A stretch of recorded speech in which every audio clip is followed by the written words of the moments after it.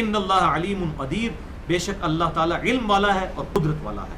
واللہ فضل بعضکم علی بعض، اور اللہ تعالیٰ نے بعض کو بعض میں بعض پر برتری دی ہے فی الرزق، دولت کے اعتبار سے. فَمَا الَّذِينَ فُضِّلُوا بِرَادِّ رِزْقِهِمْ عَلَى مَا مَلَكَتْ. اب اصل میں یہ اللہ تعالیٰ ایک مثال بیان فرما رہا ہے کہ اللہ تعالیٰ نے بعض کو بعض کے اوپر فضیلت دی ہے رزق کے اعتبار سے. یہ بڑی امپورٹنٹ مثال ہے.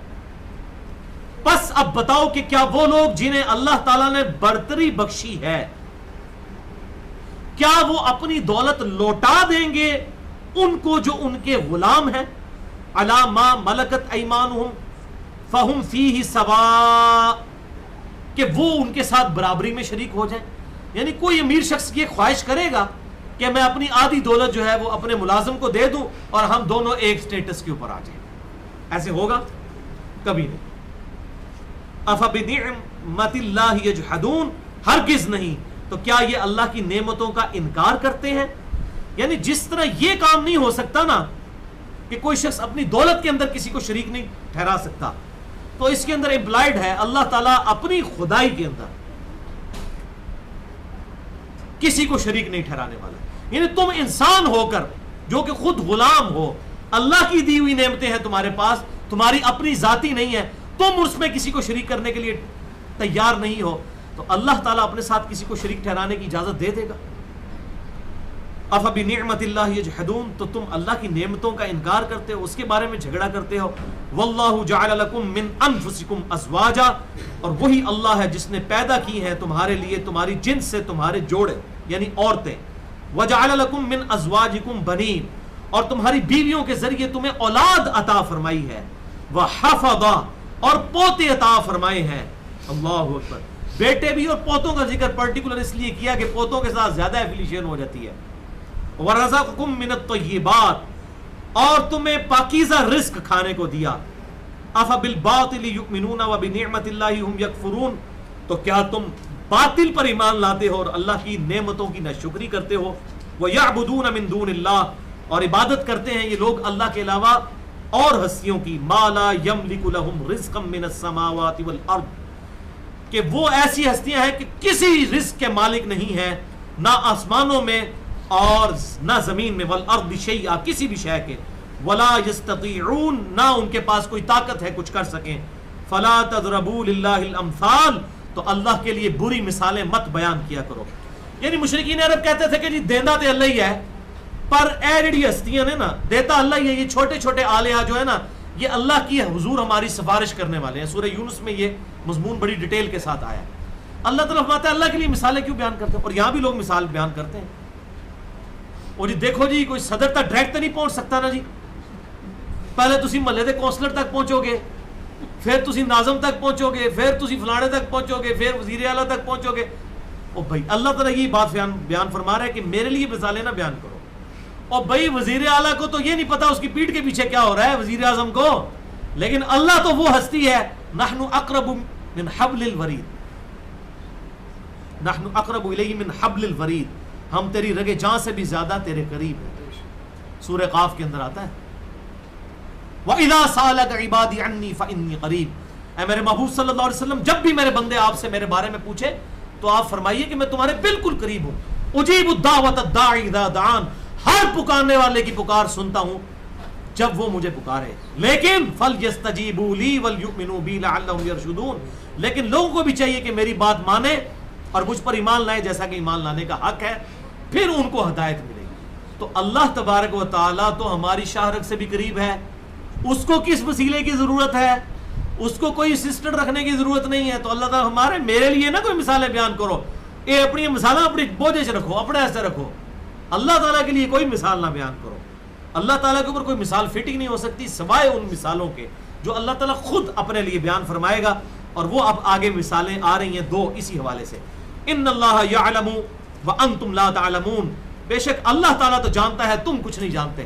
یعنی تسی بالکل بے علم اور جاہل لوگ ہو اور تم اللہ کے لیے ایسی مثالیں بیان کرتے ہو جی وزیر تک ڈائریکٹ نہیں پہنچ سکتے، فلانے تک فلانے تک فلانے تک. تم بالکل جاہل لوگ ہو، اللہ کے لیے نا مثالیں بیان کرو.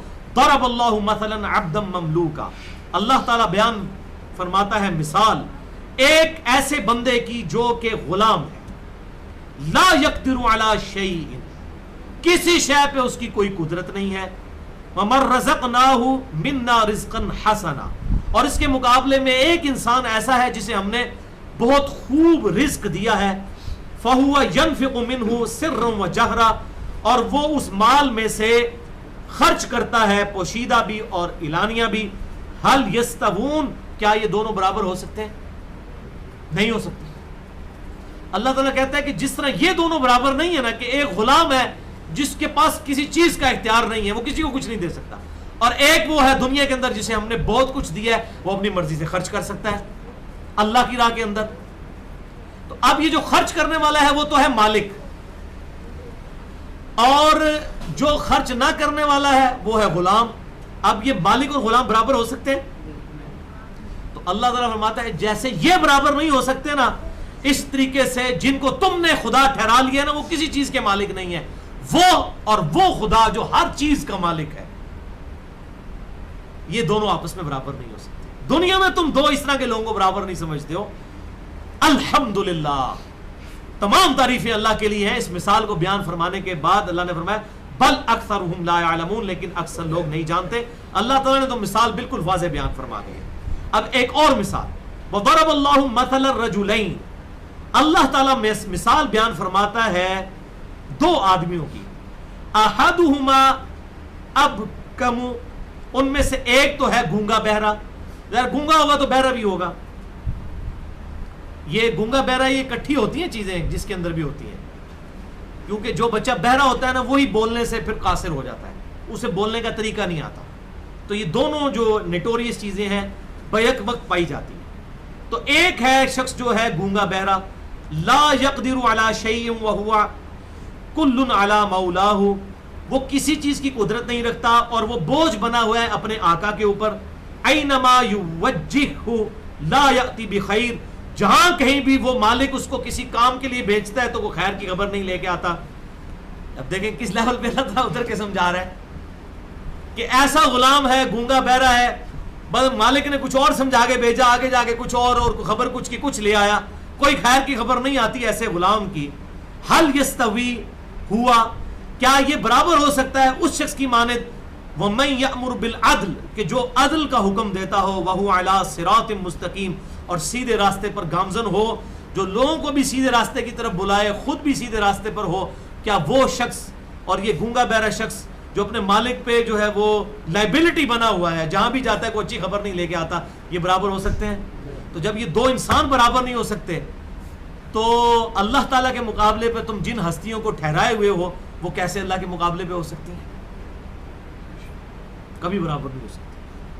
اللہ تبارک و تعالیٰ سب چیزوں کا مالک وہ، اور جن ہستیوں کو تم نے اللہ کے مقابلے پہ ٹھہرایا ہوا ہے، اللہ نے ان کی ریزیمنس یہ بیان کی ہے، گونگے بہرے کچھ نہیں کر سکتے۔ اب جن بتوں کے آگے وہ جھکتے تھے کچھ بھی نہیں کر سکتے، وہ اپنے ہاتھوں کے تراشے ہوئے بت، یا اسی طریقے سے جن درگاہوں پہ جا کے کوئی جا کے اپنا ماتھا ٹیکتا ہے یا اپنے کوئی ایسا عقیدہ وابستہ کر دیتا ہے، کوئی ہندو ہو یا کوئی سکھ ہو یا کوئی مسلمان بھی ہو، کہیں پر بھی جا کے، تو وہ ایسی مثال ہے کہ وہ اس شخص کی مانند ہے جو گونگا بہرا ہے، کوئی خیر کی خبر نہیں وہاں سے اس کو مل سکتی۔ اللہ ہی تکلیف دور کرنے والا ہے، لیکن لوگ خام خواہ ان ہستیوں کی طرف منسوب کر دیتے۔ وَلِلَّهِ غَيْبُ السَّمَاوَاتِ وَالْأَرْضِ، اور اللہ ہی کے لیے ہیں سارے غیب زمین و آسمان کے، اللہ